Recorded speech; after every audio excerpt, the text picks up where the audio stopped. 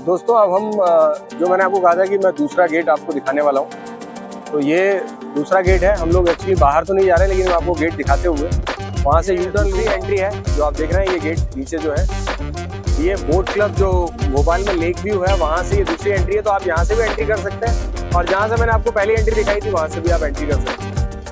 तो ये दोनों साइड से आप आ सकते हैं। देखिए सीक्रेट ग्रुप्स ऑफ तमिलनाडु यहाँ पर बना हुआ है। कोविल काडू आडूकला रसोई, तो इस तरफ आप देखेंगे कैंटीन है, लेकिन वो बंद है अभी। तो ये मैं आपको यहाँ से यू टर्न लूँगा अभी। कोविल काडू तमिलनाडु के पुलिस वन, इस तरफ आप देखेंगे ये गेट है और यहीं से हम यू टर्न लेंगे। और नीचे जो आपको दिख रहा है वो लेक है। तो ये जो है ये आप देखिए गेट नंबर 2, तो यहाँ से आप करेंगे एंट्री। तो ये गेट नंबर 2 है, यहाँ से भी एंट्री होती है। तो चल रहे हैं ऊपर। यहाँ पर भी कुछ जो आप देखेंगे छोटे छोटे जो चीज़ें बनी हुई हैं, तो तमिलनाडु के पुलिस वन ऊपर में, और वहाँ के कुछ स्ट्रक्चर यहाँ हैं जो आगे से मैं आपको दिखा दूँगा।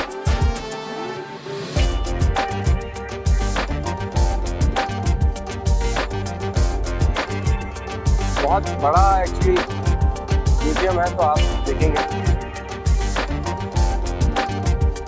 ये आप देखिए इस तरह की।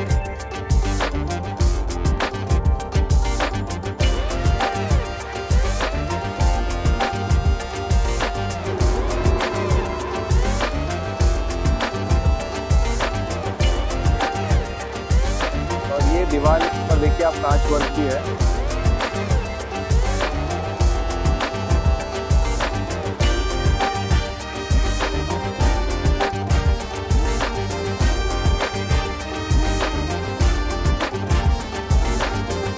जब आप ऊपर आएंगे इस गेट से तो आपको देखने को मिलेगा ये वन, ये देखिए आप यहाँ पर। और इस तरफ से आप चलेंगे तो देखिए पहला आप देखेंगे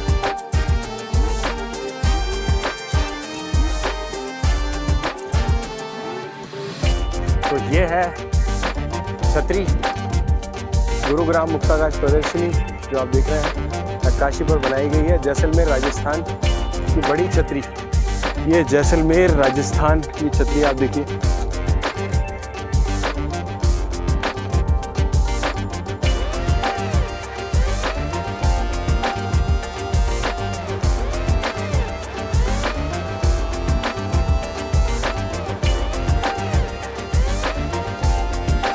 थोड़ा सा चलना तो पड़ेगा गाइस यहाँ पर, क्योंकि थोड़ा दूर दूर है चीज़ें। छतरी से दूर एक और ये कोठी जो आप देख रहे हैं, बहुत बारीक इसमें भी आर्ट वर्क किया होगा। और ऊपर तक शायद लोग जाते होंगे, बट बालकनी पे जाली लगा दी है, शायद फोटो वगैरह लोग खींचते होंगे। तो मैं आपको कहीं से दिखाता हूँ। और ये है पालीवाल आवास, गौड़ ब्राह्मणों का एक समुदाय जो काफ़ी समय तक राजस्थान में जीवन कर रहे थे। 13वीं शताब्दी राजस्थान छोड़कर पश्चिम की ओर जैसलमेर की घाटी क्षेत्रों का प्रवास कर गए। जैसलमेर के पीले पत्थरों पर नक्काशी का भव्य आवास, क्या आप देखिए।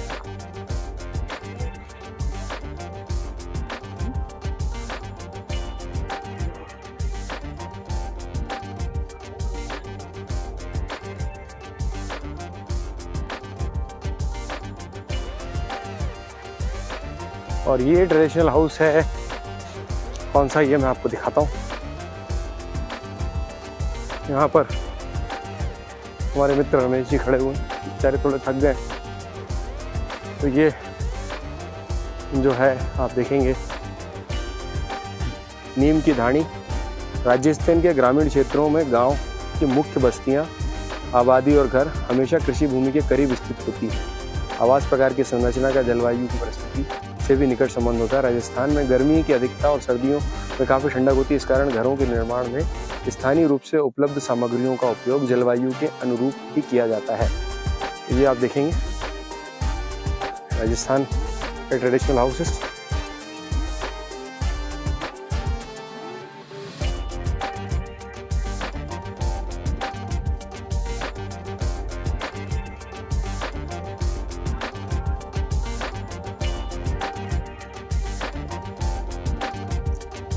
जो आप देख रहे हैं, और ये नक्काशीदार दीवार पर अलग अलग नक्काशियाँ, दरवाजे, अंदर भी उनके वॉल पे आप देख रहे हैं आर्टवर्क। और ये उपयोग में लाने वाली सामग्रियाँ, और दरवाजे तो आपने देख ही लिए हैं। तो इस तरह का कुछ ओरिजिनल टच यहाँ पर दिया हुआ है। तो अगर आप गेट नंबर 2 से आएंगे तो सबसे पहले आपको ये देखने को मिलेगा, एक सुंदर, और बारिश के वक्त ये काफ़ी अच्छा लगता है अगर आप देखेंगे।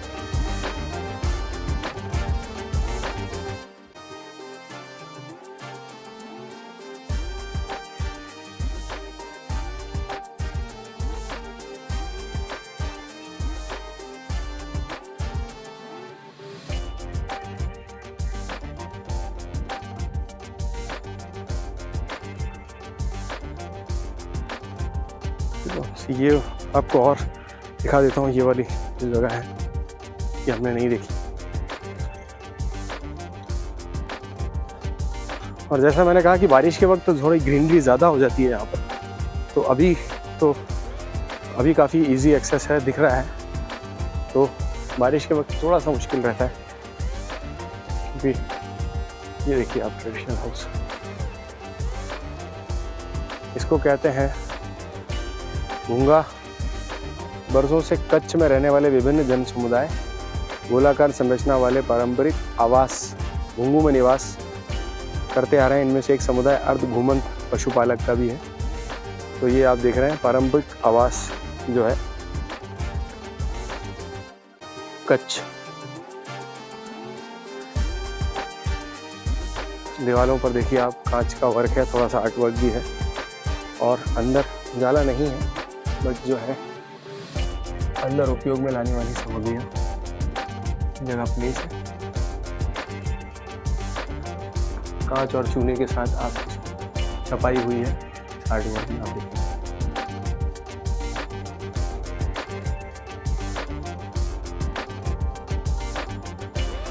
चलते हैं बाहर।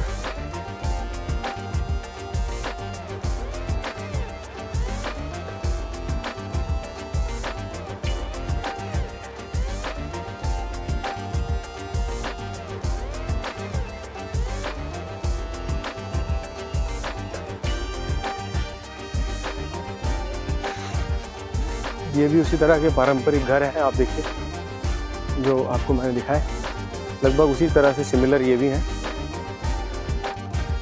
और इस तरफ में जो आप देखेंगे तो डिस्क्रिप्टिव कुछ दिया हुआ है, जैसे कोविल काड़ू जो तमिलनाडु के पुनीत वन, तो यहाँ पर बताने की दिखाया हुआ है, बनाए भी हैं, बट अभी मैंने आपको बताया गर्मी की वजह से ये यहाँ पर मेंशन है, कोविल काड़ू तमिलनाडु के पुनीत वन।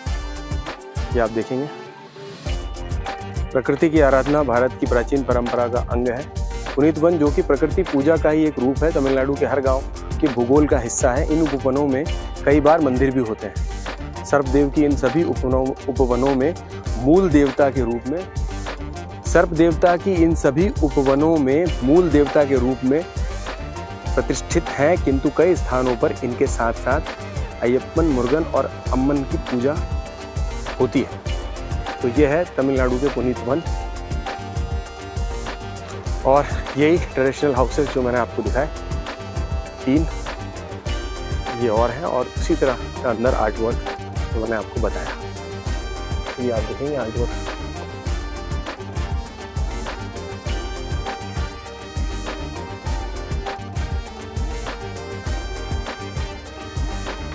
अब बाहर चलकर यहाँ आपको दिखा देता हूँ।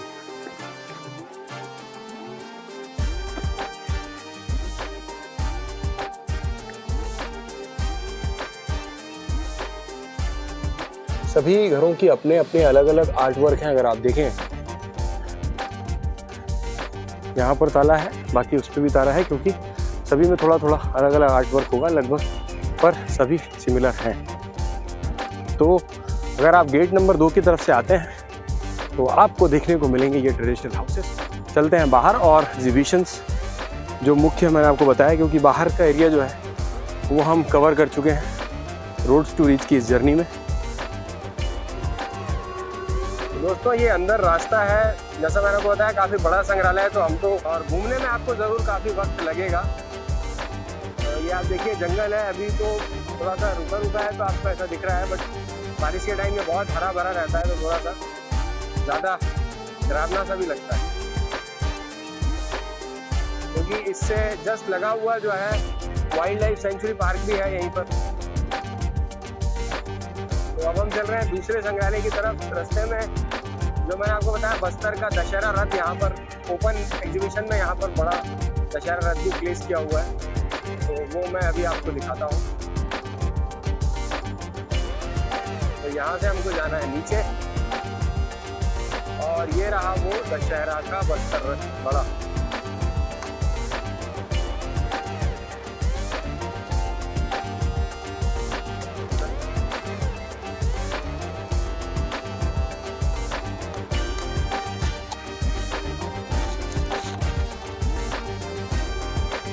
हेलमेट को रखते हैं यहाँ पर।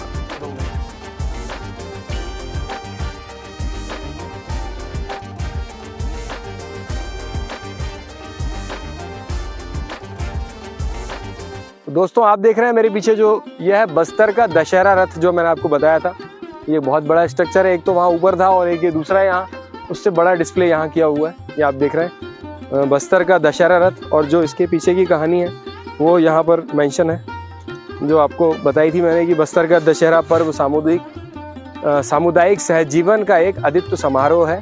बस्तर के दशहरा पर्व से संबंधित रथों का निर्माण झाड़ उमराव गांव के लोग परंपरागत रूप से प्रतिवर्ष करते हैं। मतलब इसका रथ का निर्माण परंपरागत एक समुदाय है वही करता है, उनके अलावा कोई नहीं करता। और 8 पहियों वाले इस रथ की ऊंचाई लगभग 30 फुट, लंबाई 35 फुट, चौड़ाई 15 फुट होती है। दशहरा उत्सव के पूरे दिन इसे फूल, सिजली झाड़ियाँ, सुंदर कपड़ों की छजान डालकर इसे सजाया जाता है। बस्तरवासी दशहरा पर्व तथा रथ से जुड़े अपने पारंपरिक कार्यों हेतु अपने आप को गौरवान्वित महसूस करते हैं। रथ में है ना दंतेश्वरी देवी की छत्र को स्थापित कर उसे परिक्रमा मार्ग पर खींचा जाता है। और ये जो फेस्टिवल है दोस्तों, ये 75 दिन 75 डेज तक चलने वाला है। दशहरा पर्व के अलग अलग कार्यों के लिए अलग अलग जनसमूह परंपरागत रूप से नियत है। तो ये इसके पीछे की कहानी है। तो आप जब भी छत्तीसगढ़ का बस्तर दशहरा आप देखेंगे तो इस तरह के बड़े रथ आपको वहाँ देखने को मिलेंगे। तो आप जब भी रायपुर जाएंगे, छत्तीसगढ़ जाएंगे, तो आप इस पर्व को देखेंगे वहाँ पर। और मैं आपको दिखाने की कोशिश भी करूँगा, क्योंकि हम लोग छत्तीसगढ़ में इस बस्तर पर्व को भी एक्सप्लोर करेंगे। दशहरा रथ आप देख रहे हैं आपके सामने है, और यहाँ कुछ रेनोवेशन का काम चल रहा है इस तरफ में, जो आप देखेंगे इस तरफ एक बड़ा है। इसका भी मैं आपको डिस्क्रिप्टिव कुछ बता देता हूँ, आप आएंगे तो। जैसे टेरा, ये मंदिर का रथ भारत के कर्नाटक राज्य के उडुपी जिले के ग्राम टेरा नकिल के कृष्ण मठ से 1995 में संकलित किया गया। ये वहां से संकलित करके लाया गया है, देख लीजिए आप। ये जो आप देख रहे हैं, यह मंदिर रथ भारत के कर्नाटक राज्य से वहां से संकलित करके यहाँ इसे डिस्प्ले में रखा हुआ है। तो यहाँ काफी सारी चीज, जैसा मैंने कहा कि जो मूल रूप से जो आर्टिस्ट है उनके हाथ की बनाई हुई है। जो भी यहाँ पर आप चीजें देखेंगे वो ट्रेडिशनल, पुराने ट्रेडिशन हमारे जो हैं भारत की परंपरा के, उनके हाथ के बनाए हुए स्ट्रक्चर्स हैं उनके, और उन्हीं आर्टिस्टों ने यहाँ पर आकर और मैं इसका एक नया रूप आपको ट्राइबल म्यूजियम में दिखाऊंगा, जो है स्ट्रक्चर यही, और वो काफी सजाया हुआ, जो एग्जैक्ट इसका जो बोलते हैं एग्जैक्ट पिक्चर, सजने की बात आई है, सजाने की बात इसको हुई है, वो रथ आपको देखने को मिलेगा ट्राइबल म्यूजियम में। तो चलिए चलते हैं।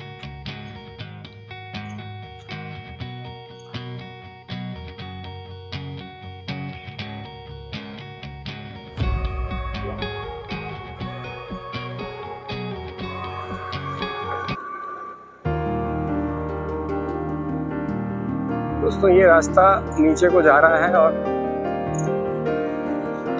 यहाँ पर एक गैलरी और है। ये जो आप देख रहे हैं मानव संग्रहालय, राष्ट्रीय मानव संग्रहालय की एक गैलरी और है। तो हमें हमारी गाड़ी यहाँ पार्क करनी है, यहाँ गाड़ी पार्क करते हैं और चलते हैं आपको लेकर वहाँ उस। दोस्तों स्वागत है रोड्स टू रीच में, और हम लोग हैं मानव संग्रहालय में। आइए एक दूसरी गैलरी आपको दिखाता हूँ। ये इंडोर गैलरी है, अभी हम देख रहे थे ओपन एग्जीबिशंस, अब ये इंडोर गैलरी आपको दिखाता हूँ। देखिए कितना खूबसूरत व्यू है यहाँ पर। आप देखिए वो वहाँ बस्तर का दशहरा रथ खड़ा हुआ है और ये पूरा ओपन एरिया है। यहाँ पर एक स्टेज है और समय समय पर यहाँ बहुत सारे एग्जीबिशंस और इवेंट्स ऑर्गेनाइज होते हैं जो इंदिरा गांधी राष्ट्रीय मानव संग्रहालय ऑर्गेनाइज करता रहता है। और ये अंदर जो है संग्रहालय के अंदर चलते हैं, आपको दिखाते हैं क्या कुछ है।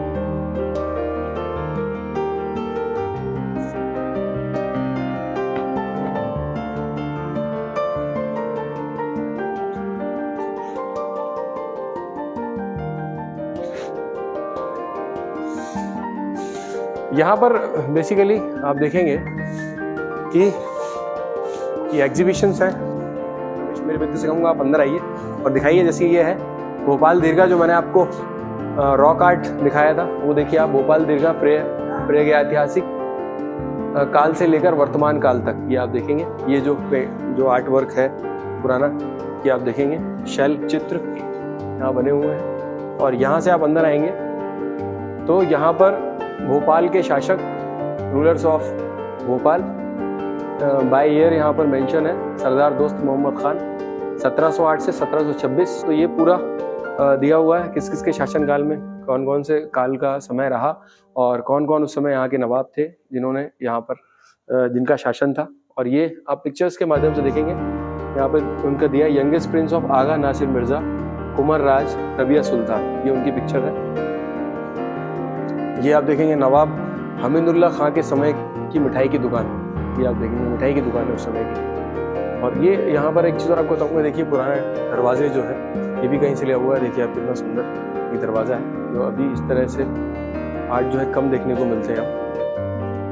और ये बड़ा तालाब जो भोपाल की मुख्य जो चीज़ें हैं पुरानी वो भी यहाँ पर है। 11वीं सदी ईस्वी के धार के राजा भूज में लगभग ये बड़ा तालाब का आप देखेंगे। ये भीमकुंड है, ये गिन्नौर का किला,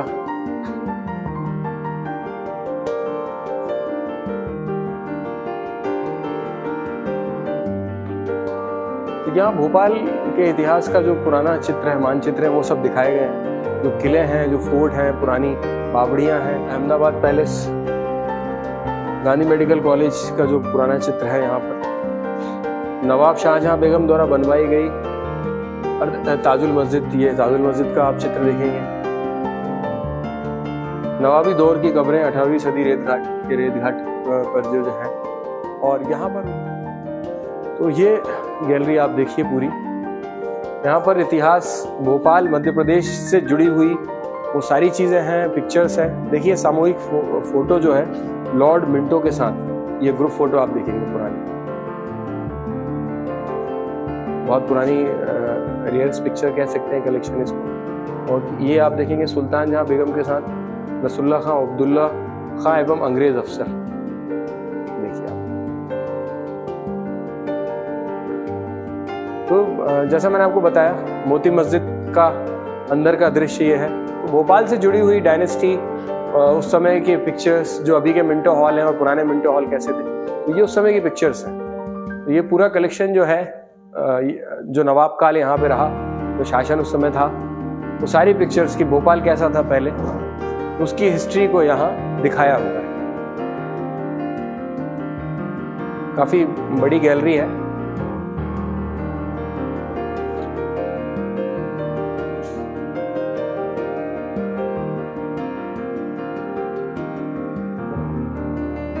ये जुमेराती का दरवाजा देखिए आप, जुमेराती के समय जो बाजार लगता था उसको भी यहाँ है।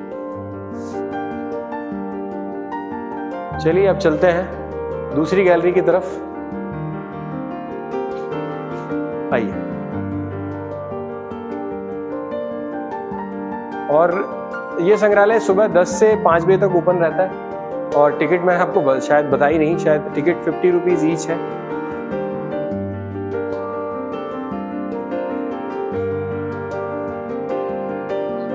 झारखंड के नृत्य कला रूप ये एक वो है। और यहाँ पर अंदर जो है शायद ये ई बुक्स भी है। तो झारखंड के जो पारंपरिक, यहाँ पर आप देखेंगे झारखंड दर्शन, जो झारखंड के पारंपरिक परिधान हैं, उपयोग करने की सामग्रियां हैं, वो यहाँ पर एक गैलरी रूप में यहाँ पर आप देखेंगे।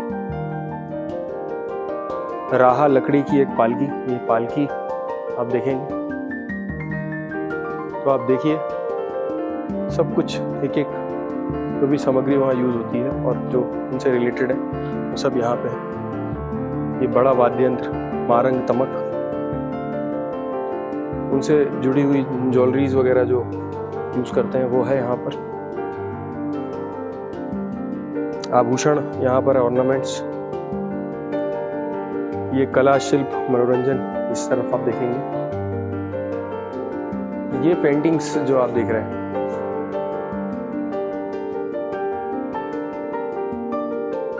ये है सोहराई एवं कोहबर पेंटिंग्स इन्हें कहा जाता है।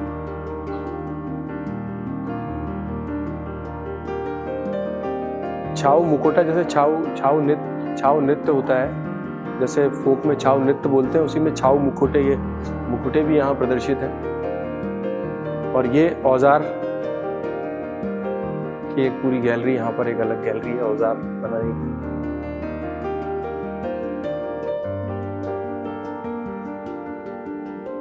और ये सारी पारंपरिक चीजें जो उपयोग में करते हैं, जो काम में लाने उपयोग हैं, जिससे लेके जाते हैं। मछली का जाल आप देखेंगे, बाउंड्री, छोटे घर बनाने के लिए, ये छतरियाँ, बारिश में तीर कमान यहाँ आप देख रहे हैं।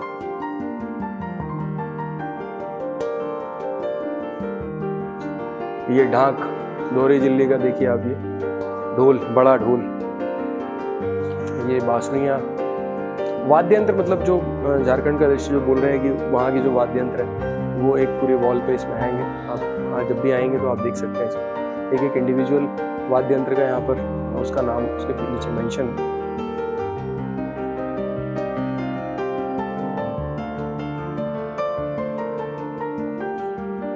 इसको हम लोग ऐसे टोपरी बोलते हैं, ये टुमकी बोला जाता है। देखिए आप, ये टोपरी हम लोग मार्केट में दिखता है, हम लोग टोपरी बोलते हैं। ये ठेका जैसे है, ये ठेका है, वो डबनी बोलते हैं उसको, डुली, अब देखिए दौदा, ये इधर। और ये बनाते हुए भी है कि वो जिस तरीके से बनाते हैं और उसमें रखने का पिक्चर्स द्वारा बताया हुआ है कैसे कैसे उपयोग करते हैं।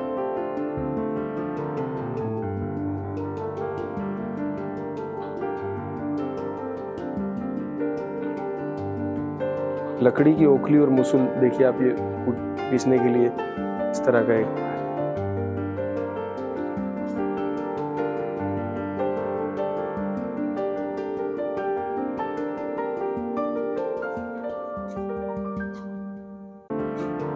ये पारंपरिक परिधान वेशभूषा इस तरफ आप देखेंगे।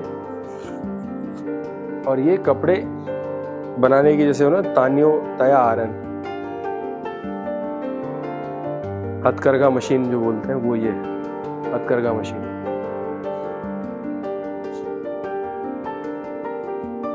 झारखंड की वस्त्र परंपरा। चलिए दोस्तों, रोड्स टू रीच की ये जर्नी यहीं समाप्त होती है। आप देख रहे हैं पार्ट 5 इंदिरा गांधी राष्ट्रीय मानव संग्रहालय। हमने आज एक्सप्लोर किया, इंडोर आउटडोर दोनों एग्जीबिशंस इसमें दिखाने की कोशिश की है, क्योंकि हम गेट नंबर 2 से जब आप आएंगे तो आपको पहले राजस्थान के पारंपरिक निवास देखने को मिलेंगे और उसके साथ ही जैसलमेर के भी निवास वहाँ और तमिलनाडु के वन, और जो भव्य गेट आप देखेंगे वो आसाम का है। तो ये सब आपको देखने को मिलेगा रोड्स टू रीच की जर्नी में, पार्ट 5 में। तो देखते रहिए, प्लीज़ फॉलो करें, सब्सक्राइब करें और कमेंट करके बताएं आपको कैसा लगा। And please drive safe. So this is all for today, bye for now.